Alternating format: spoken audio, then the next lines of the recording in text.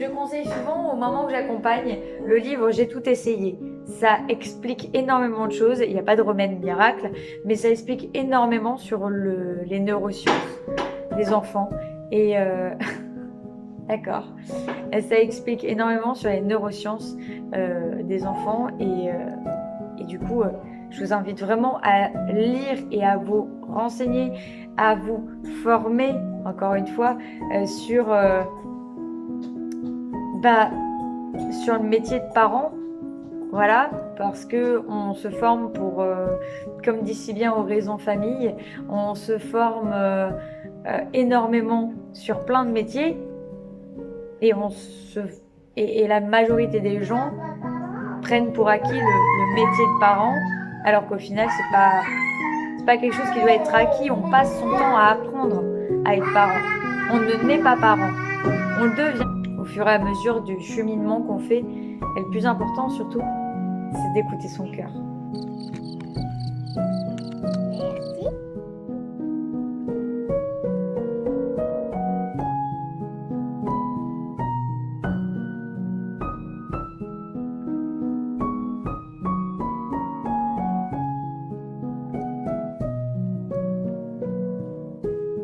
Je voulais juste vous dire quelque chose parce qu'en fait, le truc c'est que je pense que c'est important d'en parler. Quand on est parent, on n'a parfois pas envie d'avoir des conseils, pas envie d'avoir des critiques, des remarques, des choses qui sont non sollicitées et qui font que parfois, voilà, j'ai eu une séance il y a quelques jours avec une maman qui me disait on n'arrête pas de me dire que si je le mets en portage, que si je le mets en emmaillotage et que je le berce contre moi, s'il s'endort au sein, si je le prends dans les bras, à chaque fois on me dit tu vas lui donner des mauvaises habitudes. Est-ce que c'est vrai? Non. Du moment qu'on répond aux besoins de l'enfant, il n'y a pas de mauvaises habitudes. En fait, l'enfant ne prend pas des habitudes. Il n'a pas, surtout un enfant de quelques mois, que ce soit 3, 6, 9 mois, même un petit peu plus âgé, ils n'ont pas la capacité au niveau du cerveau, voilà, des neurones, de faire des caprices. Ils n'ont pas la possibilité de... En fait, ils fonctionnent d'une façon où dès qu'ils sentent qu'ils se sentent bien, dès qu'ils sentent comme mademoiselle par exemple, qui se sent bien en portage, ben en fait elle s'endort en portage. Voilà. En fait, c'est tout simple. C'est dès qu'ils ressentent du confort, ben ils apprécient et ils se détendent. Et ils ne pleurent pas. Attention, je dis pas, hein, ton bébé il peut pleurer avant de dormir. Ça s'appelle les pleurs de décharge, c'est le soir, c'est normal. Voilà, un bébé parfois il a besoin de pleurer parce qu'il a eu un trop plein d'informations et qu'il se dit ok ça fait trop pour moi et il se décharge. Parfois ça peut arriver aussi pour la sieste par exemple de l'après-midi où l'enfant n'a pas envie. Si un enfant, un bébé, parce que là encore je parle de bébé, si un bébé n'a pas envie de faire sa sieste de l'après-midi, ça sert à rien. C'est comme si toi, on te disait, OK, fais une sieste. Ouais, mais d'accord, enfin, si tu accompagnes pas le sommeil, tu peux lui dire autant que tu veux, fais une sieste. Voilà. Donc, il faut accompagner le sommeil. Il faut bercer, il faut cajoler, il faut câliner, faut être là, il faut entretenir, en fait, le début du sommeil, en mettant des lumières tamisées, par exemple, en faisant une ambiance très confort, très cocooning. Toi, par exemple, quand tu t'endors. Toi, par exemple, quand tu t'endors. T'aimes bien t'endormir dans un univers que tu aimes bien, qui te fait sentir confortable, dans un moment où toi-même tu sens le sommeil venir. Un enfant, c'est pareil, il a besoin en fait de ça. Et du moment que ils sont bien, ils sont capables de s'endormir, même avec du bruit. Par exemple, moi, mes enfants, ils ont tous été endormis en portage. Tout le monde me disait, ah, tu vas voir, tu vas galérer pendant pas mal de temps. On m'a dit, tu vas voir, ton bébé, tu le mets en portage, tu fais du cododo avec, tu l'allaites. Même Mana, hein, je l'ai allaité 3 ans. Tout le monde m'a dit, ouais, tu vas voir, tu vas galérer et tout. Regarde, ça a été la seule pratiquement à pas pleurer à la rentrée. Elle a pas pleuré. Vraiment. Mike non plus, il a jamais pleuré. Les gens m'ont dit, tu vas voir, tu lui donnes des mauvaises habitudes et tout. Regarde, regarde. Et c'est pas une exception, hein. C'est qu'en fait, plus les enfants, tu vas répondre à leurs besoins, tu vas leur apporter en fait du confort, plus ils vont avoir confiance en eux, ils vont avoir confiance en toi, et en fait, au final, ils vont se lâcher tout seuls. Genre, en gros, c'est comme si tu disais, non, je ne veux pas leur apporter du confort parce que je veux pas leur donner de mauvaises habitudes, parce que sinon ils vont jamais me lâcher. Mais en fait, c'est l'inverse. C'est plus tu leur donnes du confort, de la confiance, des bonnes ondes, et plus ils sont aptes à se lâcher et à partir de leurs propres ailes. L'emmaillotage réduit du coup les réflexes de Moro. Donc ça, c'est déjà énorme parce que parfois, il y a des bébés qui se réveillent même la nuit parce qu'ils ont des réflexes de Moro. Voilà, donc tu sais, c'est les réflexes où ils font comme ça avec les mains ou comme ça, tu vois, ou dès qu'ils entendent un bruit, ou même juste parce qu'ils sont en train voilà, de cogiter un petit peu et d'un seul coup, ils ont l'impression qu'ils sont plus dans les bras de leur maman ou de leur papa, du coup, comme ça, ils font. C'est des réflexes de Moro. C'est un réflexe qui est physiologique et complètement normal. Malgré tout, parfois, pour permettre à un bébé de se sentir mieux et de se sentir plus confortable, on peut évidemment faire de l'emmaillotage. Vaimiti et continue l'emmaillotage de temps en temps quand elle en ressent le besoin. Voilà, donc on l'emmaillote quand on sent qu'elle a le besoin. Si elle veut pas, ben elle veut pas. Mais il y a des nuits donc où elle le fait. Et il y a des nuits où elle ne le fait pas et elle s'endort en mode étoile et tout va bien. N'hésitez pas à vous renseigner auprès d'une accompagnante périnatale, comme je suis par exemple. Il y a énormément de doulas en France qui sont petit à petit toutes en train de se former et c'est très beau parce que ça crée une unité autour de la bienveillance. Donc s'il vous plaît, renseignez-vous auprès de ces personnes-là, renseignez-vous auprès de livres qui parlent de ce sujet, renseignez-vous auprès de professionnels de santé s'ils sont formés, s'il vous plaît, s'ils sont formés à ça. Parce qu'au final, il y en a plein qui ne sont pas formés et qui ont encore énormément de mythes en tête, y compris le fait que votre lait, s'il n'est pas consommé, il tourne. S'il vous plaît, accompagnez-vous de personnes qui sont réellement formées.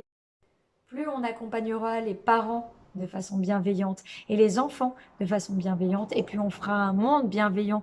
Voilà. Si on essaye d'être écolo le plus possible et qu'à côté de ça, on essaye d'être le plus bienveillant possible avec ses enfants, bah au final, on met toutes les chances de notre côté pour laisser quelque chose de vraiment mieux à nos enfants et un monde un peu plus... Ouais, un monde un peu mieux quand même. Allez, moi j'ai fini pour cette face cam. J'espère que ça vous a plu et c'est parti pour une nouvelle journée.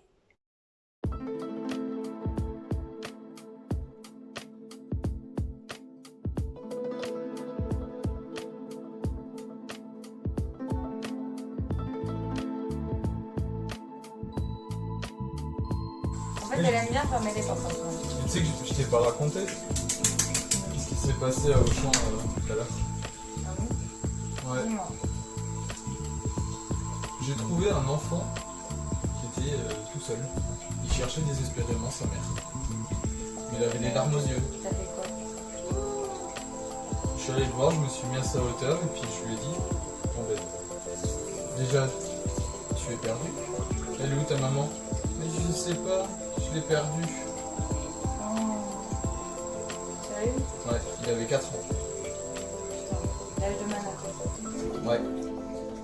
Du coup, je lui ai dit, bon bah tu sais quoi, moi c'est Nico, tu vas venir avec moi, on va aller jusqu'à l'accueil, Et là, il y a des dames qui vont parler dans le micro et ta maman va venir. C'est sûr. Elle va pas louper. On a fait l'annonce. La maman, elle devait être morte de trouille. Eh ben, honnêtement, je l'ai vu arriver avec les yeux rouges. Tu m'étonnes. Tellement à mon avis, elle a dû pleurer. Ouais. Mais par contre, après, quand elle m'a vu avec son fils, elle m'a remercié, mais comme pas possible. Je lui ai dit, mais c'est normal. Je suis papa de 3 enfants. Tu sais ce que c'est, quoi. Je lui ai dit clairement, je lui ai dit, mais votre fils, il a l'âge de ma première fille. Donc c'était naturel pour moi de m'en occuper. Je lui ai dit, bah, franchement, merci. C'était la bonne patte, toi. Mais oui. Mais oui. Et les autres gens autour, ils s'en foutaient. Clairement. Non. Sérieux? Mais c'est pas possible, autant d'incivilité. Il y a personne qui a pensé, tiens, ce petit garçon, il est perdu. Des papis. Il y a des jeunes, ils sont mariés, ils se sont dit, tiens, regarde, il y a un gamin qui est perdu. Et ils ont continué leur route. Parce que c'est marrant, un gamin qui est perdu dans un supermarché. Ouais, alors qu'il avait les larmes aux yeux, hein, le petit. Pauvre. Bon, ben, un peignoir suffit. Hein.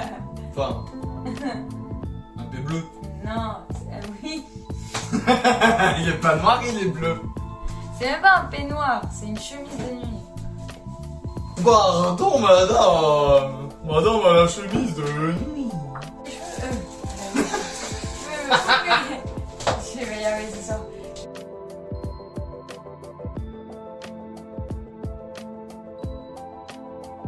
Aujourd'hui aussi, je continue à ranger le dressing parce que donc je suis en train de faire le linge. Hier, on a changé l'armoire pour le dressing. On va évidemment garder l'armoire pour faire de la récup, mais voilà, on a changé et on a mis un dressing. Hawaï, il y a quelques jours, nous a fait une belle frayeur. J'ai pas eu le temps du coup de vlogger ni quoi que ce soit. Le soir, on est parti en urgence chez le vétérinaire.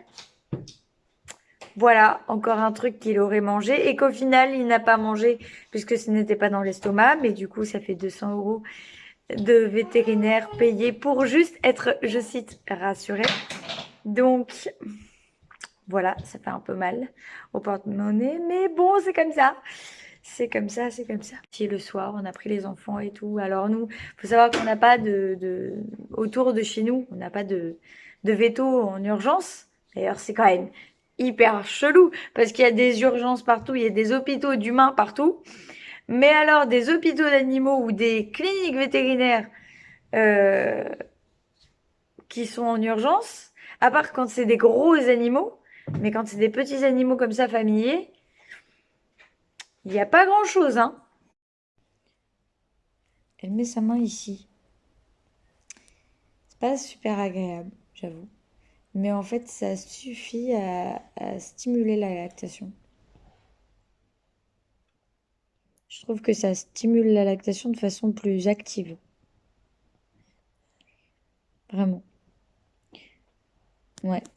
Et puis j'ai l'impression que ça la détend aussi de faire ça. Après, c'est vrai qu'il y a certaines femmes qui peuvent avoir l'impression, quand elles allaitent, que leur corps ne leur appartient plus.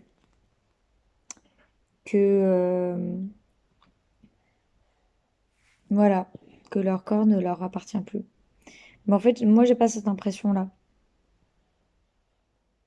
J'ai plus l'impression que je prête cette partie-là de mon corps à quelque chose qui est déjà fait pour, en fait.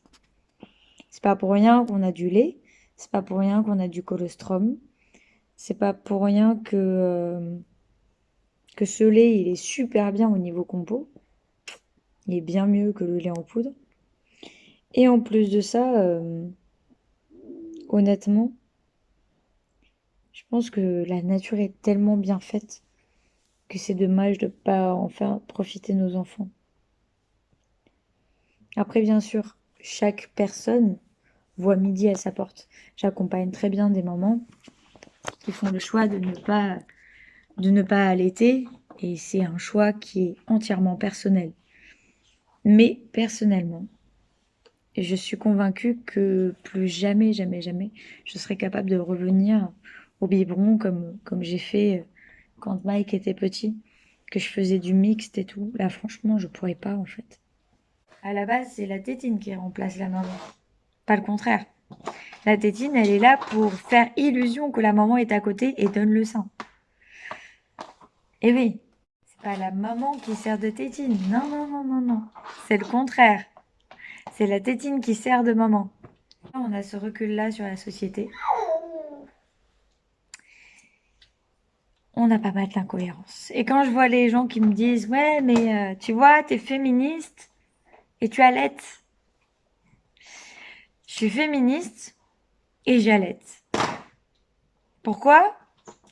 Parce que quand on est féministe, on décide aussi de faire ce qu'on veut avec son corps. Finalement, quand on fait un accompagnement doula, on est aussi féministe. On accompagne les femmes pour qu'elles soient bien dans leur peau, qu'elles soient bien dans leur corps, pour qu'elles aient toujours l'impression d'avoir des droits, et même pas juste l'impression, qu'elles aient des droits. On leur rappelle leurs droits, autant pendant la grossesse que pendant le postpartum et l'accouchement. Et même avant, et même après, d'ailleurs. On rappelle aux femmes, nous les doulas, on rappelle aux femmes qu'elles sont importantes, qu'elles sont, je le rappelle toujours le même mot, puissantes, que les femmes sont importantes. Il faut leur rappeler. Il faut toujours rappeler aux femmes qu'elles sont importantes, qu'elles sont belles, toutes les unes et les autres, elles sont toutes belles. C'est mal vu la solitude par la société, c'est quelque chose de très très mal vu. Personnellement, je suis quelqu'un de très solitaire. Vraiment. Et en fait, le truc, c'est que je le vis bien. Pourquoi on nous a rentré dans la tête qu'une femme avait besoin, absolument besoin, même un homme, hein, avait absolument besoin d'avoir plein de potes. Parce que sinon, il est dit, je cite, pas heureux en fait. Roger est en train de faire son travail. Roger, c'est lui. Et moi aussi, je suis en train de faire le mien. Je peux pas toucher le reste, mais ça, je peux le toucher. Oui, c'est bizarre. Ouais. Oh, je sais pas ce que c'est, ça, ce truc, hein. Franchement, ça fait un bruit en plus.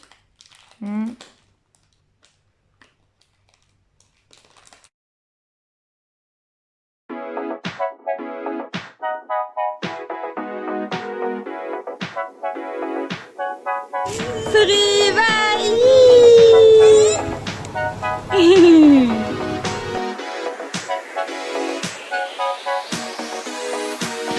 c'est parti, on y va, ça commence tout en douceur.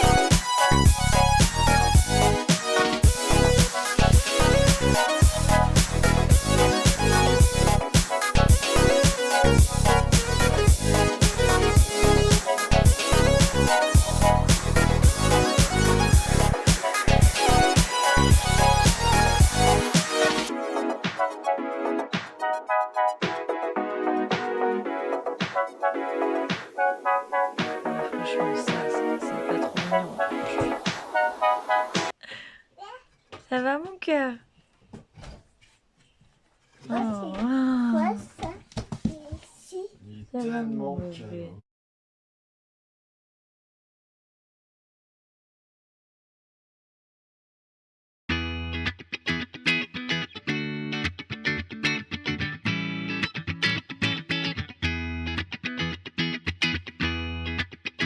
salut. Ah mais ça y est, je ne vois plus rien. À 3, ça sursaute.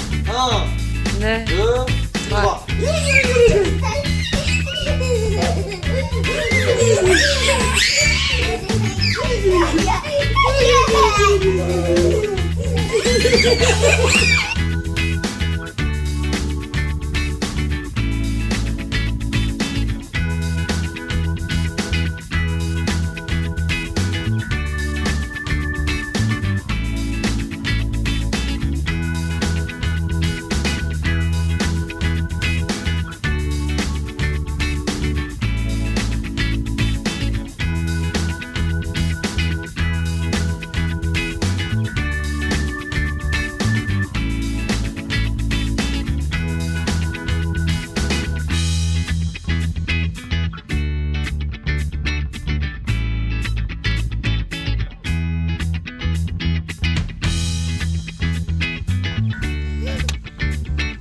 T'as arrosé, papa?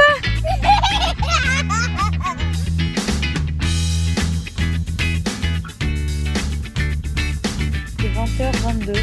Bon. Paille est en train de faire... tu fais quoi exactement? Tu fais une position de yoga. Le chien tête en bas. Papa Loup est donc en train de coucher les enfants. Donc clairement, dans 2 minutes, même pas, les enfants dorment. Parce qu'en général, ils s'endorment très très vite. Moi, je viens d'arroser le jardin. C'est tranquille. Franchement, aujourd'hui, on a fait une bataille d'eau. Alors au début, c'était moi avec les enfants, puis papa, quand il est arrivé, il a dit: «Ah bon, vous avez fait sans moi? Ah d'accord.» Et du coup, il a pris le jet et puis il a arrosé tout le monde, y compris moi. Et je me suis reçue quand même. Ouais, ça va. Une bonne douche froide. Du coup, moi aussi, je me suis arrangée pour avoir le jet d'eau et je me suis vengée. Je suis allée chercher une petite veste parce que commence à faire frais à l'ombre, hein.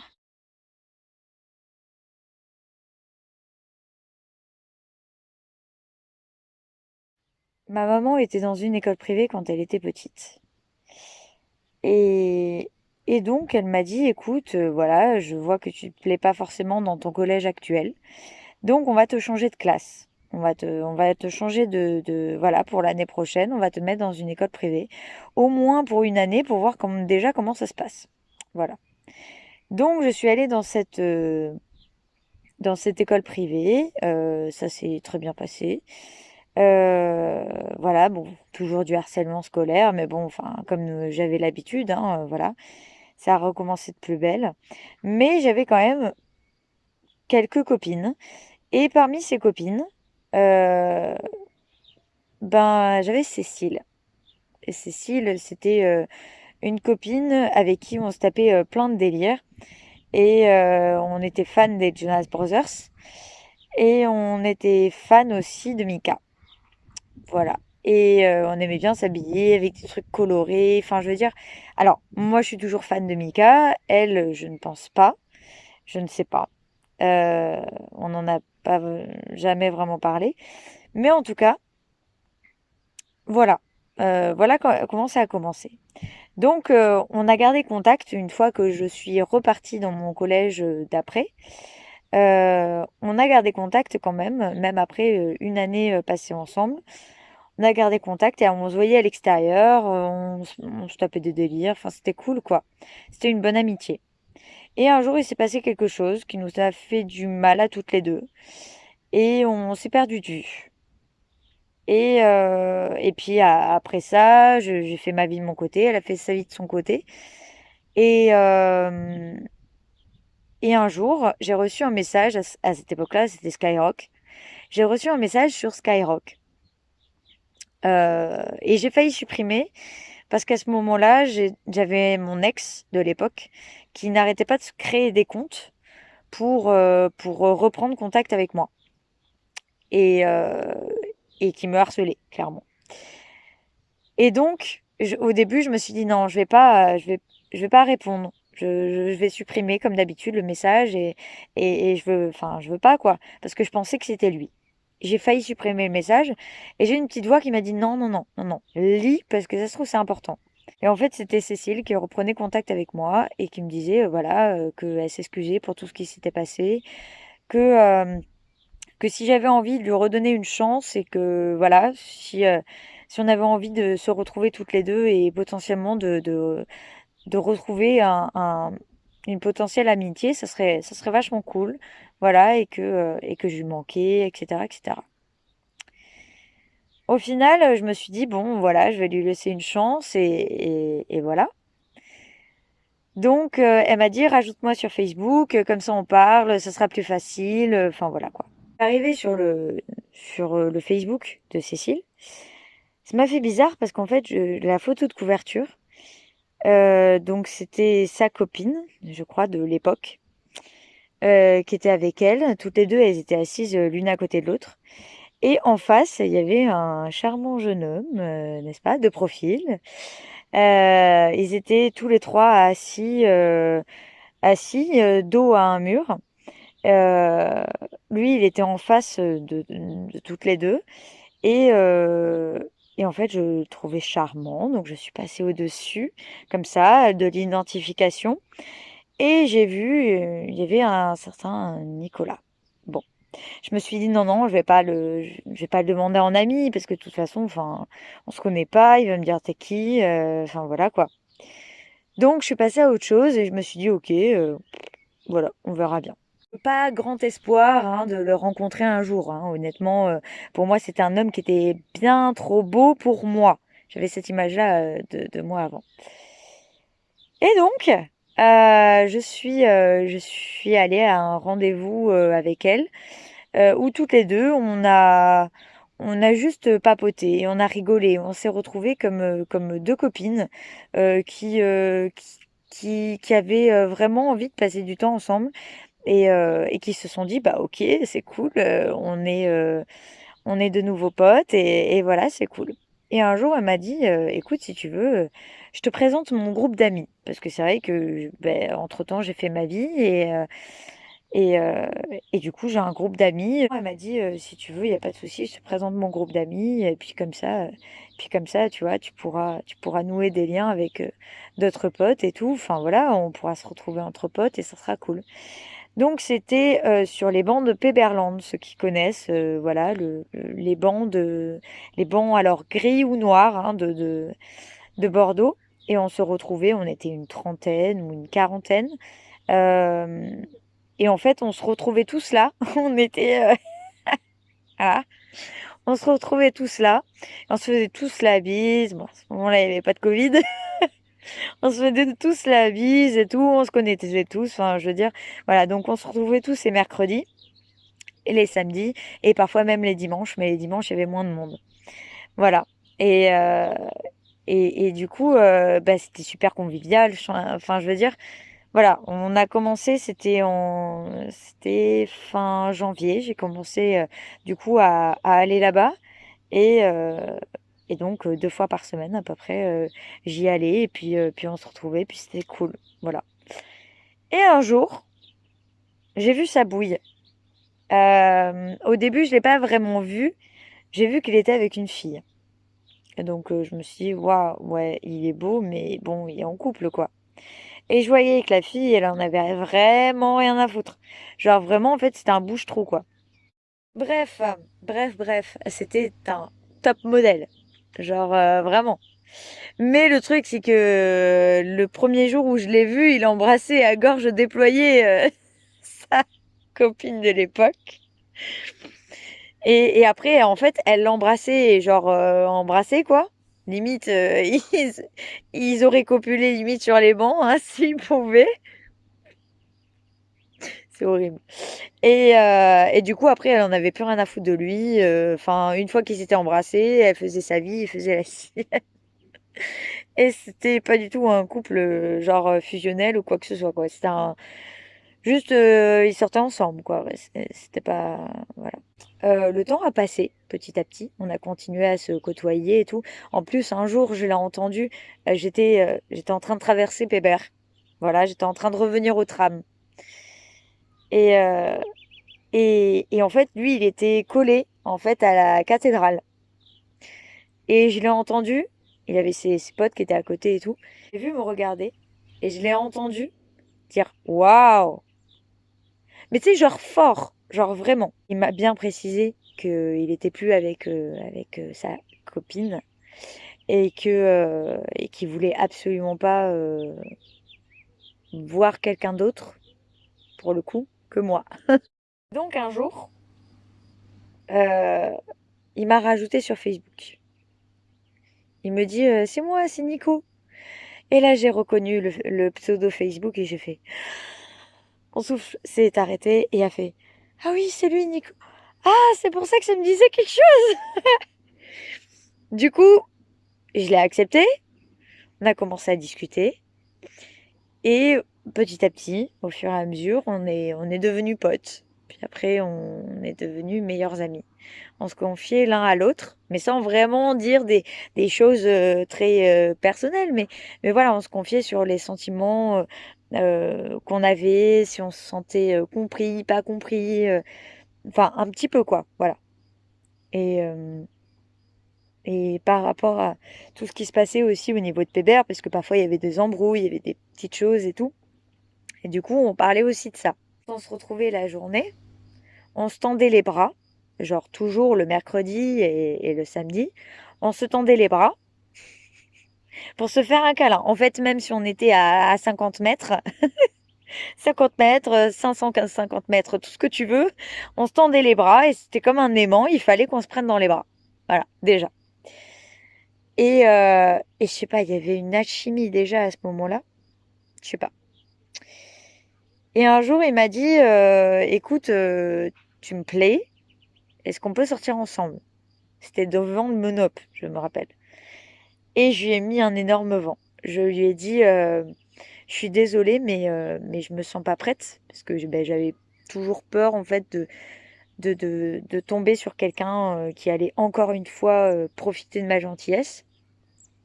Et, euh, Et je lui ai dit, écoute, non, enfin, je préfère qu'on apprenne petit à petit à plus se connaître et tout, et puis peut-être un jour, mais là, pour l'instant, je me sens absolument pas, alors, vraiment pas, quoi.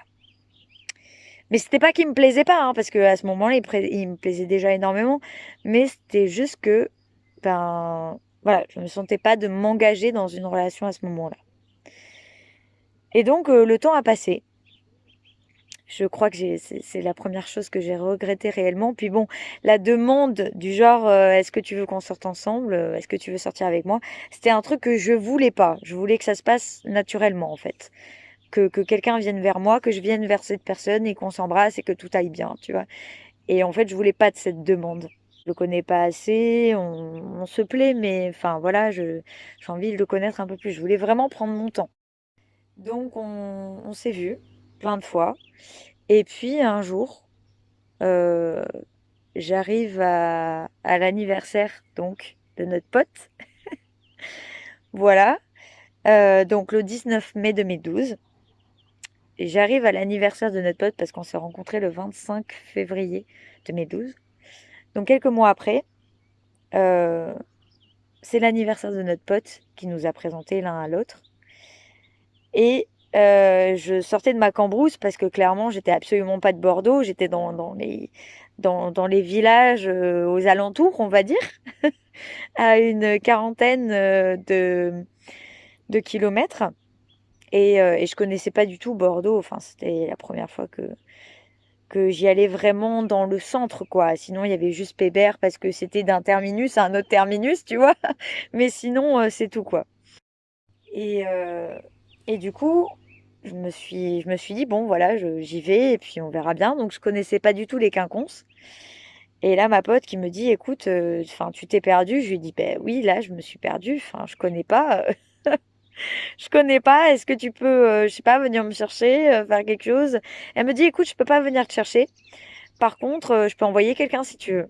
Voilà, parce que c'était sa fête d'anniversaire. Donc, elle m'a dit, si tu veux, j'envoie quelqu'un. Donc, elle a dit, qui c'est qui veut venir chercher Sophie? Et là, Nico s'est présenté. Il a dit, oui, moi. Et il y avait une de ses amies qui est venue avec. Alors au début, je me suis dit, oh putain. Oh putain, bah oui, il est en couple avec une nouvelle fille, ça va pas le faire. C'était horrible. Franchement, je passais d'une humeur à l'autre, d'une émotion à l'autre et tout. Et après, il m'a dit, non, non, je suis pas avec elle. Ah, d'accord, ok. Donc, voilà. Donc, nous sommes à l'anniversaire, je dis bonjour à tout le monde, tout va bien, voilà. Et là, d'un seul coup, je sais pas, il est collé à la statue, enfin, la statue, au socle de la statue des quinconces. Il est une jambe tendue et une jambe repliée avec le pied contre le socle. Et je sais pas ce qu'il attend, mais il attend. Et il est en train de me regarder. Et là, je me dis, ouais. Là, je me dis donc, pourquoi il me regarde comme ça? Et donc, je m'approche de lui et je sais pas pourquoi. Il y a un truc, toujours la petite voix, qui me dit, allez, c'est bon, laisse-toi aller, tu vois bien qu'il te plaît, tu vois bien que tu lui plais, c'est bon. Et donc là, je m'approche. Et lui approche aussi la tête. Et en fait, ça se fait naturellement. Et là, on se fait un énorme bisou. Voilà, on se fait un énorme bisou. Et les feux d'artifice dans la tête. Et voilà. Et en fait, c'était trop beau. Voilà. C'était... Il embrasse tellement bien que ça a été le coup de foudre. Déjà à la base. Mais alors là, ça a confirmé encore plus ce coup de foudre. Et cette bague-là, franchement, voilà. Pour notre premier bisou, le premier truc que nos potes ont dit quand on s'est embrassé, quand on a fini de s'embrasser, c'est Berk, ils s'embrassent par là où ils vomissent. Très romantique. Bref, du coup, on a continué à parler, on a parlé. On a passé toute la journée, en fait, je crois, à parler. Et venu un petit peu plus tard, vers 17h, 17h30, gentiment, un vrai gentleman, il m'a dit, bah, écoute, si tu veux, je te ramène chez toi. Voilà. Il n'y a pas de souci, je te ramène chez toi, enfin, avec plaisir, et puis après, je reprendrai le bus pour revenir chez moi. Même s'il faut prendre 3 bus, c'est pas grave. Et donc, et nous voilà partis en bus. On avait, euh, on avait donc un bus qui était donc c'était du terminus à l'autre terminus. Voilà. Donc là, enfin, on discute, on rigole, la complicité se crée normalement en fait. Et moi, comme une douée, j'avais complètement zappé de prendre le double de mes clés. J'appelle ma mère et je lui dis, écoute, est-ce que tu es sur place là? Parce que bah, j'ai complètement zappé le double de mes clés. Et donc, je peux pas ouvrir. Elle me fait, ah, je suis désolée, je suis pas là, mais le temps que j'arrive, tu peux faire un truc si tu veux. Tu peux aller voir une copine ou tu peux... Bon. Et donc, elle ne savait pas que j'avais Nico avec moi. Non, je suis accompagnée. Elle me dit, ah bon, t'es accompagnée? C'est Nico? Parce que ça fait un moment que j'ai parlé de Nico, du coup, bah oui, ma mère, c'était ma confidente. Et ça l'est toujours. Et, euh, et je lui dis, oui, oui, enfin, je suis avec Nico. Donc là, elle me dit, bon, écoute, faites un tour, et puis voilà, enfin, voilà. Je... Après tout ce que tu m'as dit sur lui, je pense que juste lui faire un tour du village, ça devrait le faire, quoi. Et, euh, et donc, on était dans les vignes, on était bien, en pleine nature, on commence à parler. Et là, on se trouve de tonnes et des tonnes, des tonnes, des tonnes de points communs. Genre des lieux en commun. Des choses vraiment enfin, franchement, vraiment, plein de points communs. Je crois qu'en fait, on avait arrêté de compter déjà à ce moment-là, en fait. Voilà, donc plein de trucs en commun, des lieux en commun, enfin, vraiment. Et des lieux qui n'étaient pas à Bordeaux, hein, vraiment. Donc là, je me dis, ah ouais, toi aussi. On aurait dit une vraie connexion, comme si on s'était toujours connus, en fait.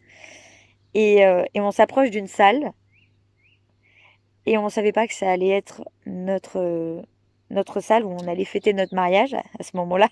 On était loin de se douter de ça. quelques mois après. Mais voilà, on est allé jusqu'à cette salle et puis ma mère qui m'appelle et puis qui me dit ok, je suis à la maison, si tu veux, il n'y a pas de souci, tu rentres et puis voilà. Et là, je lui dis écoute, si tu veux, tu peux venir voir ma mère, il n'y a pas de souci.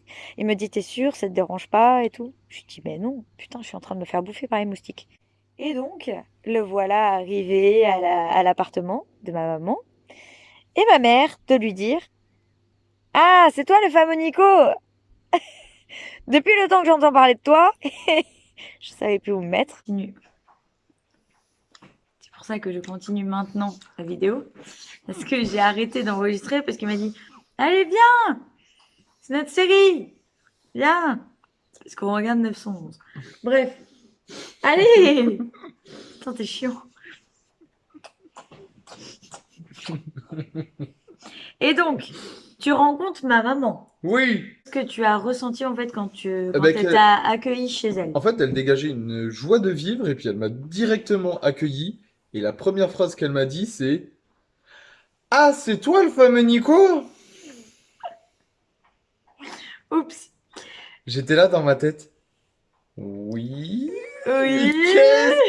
Cookie. Qu'est-ce qui a été raconté sur moi? Voilà, qu'est-ce qu'elle a encore raconté sur moi? Et là, ta mère qui me dit, elle m'a tellement parlé de toi, j'étais là. Ok.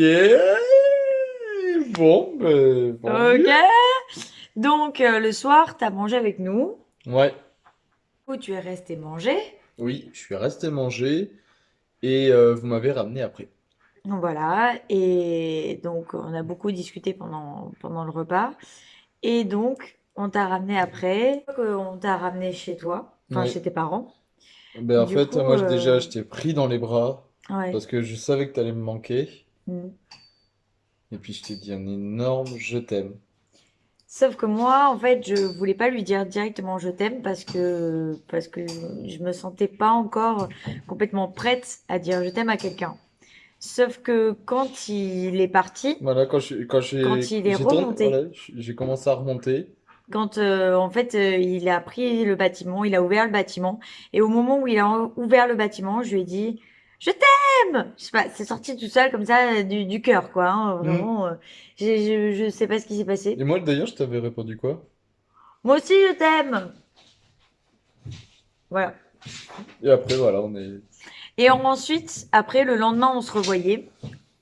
Et puis ensuite, tout le temps, en fait. Pendant pas mal de temps, tant qu'on ne vivait pas, je veux dire, ensemble chez ma maman, on s'appelait tout le temps, on se voyait tout le temps. Euh, voilà. Et On petit à passait, petit, en fait, on passait tout notre temps libre ensemble. nos mercredis après-midi et tous nos week-ends ensemble, en fait. Clairement, Voilà. Bref, on ne s'est plus jamais quitté, en fait. c'est ça. Et quand tu vois que maintenant, ça fait. Dans 2 jours. Dans 2 jours, ça va faire 10 ans. 10 ans. 10 ans que je la supporte. Que je le supporte Hmm. avec tes blagues pourries. Hmm.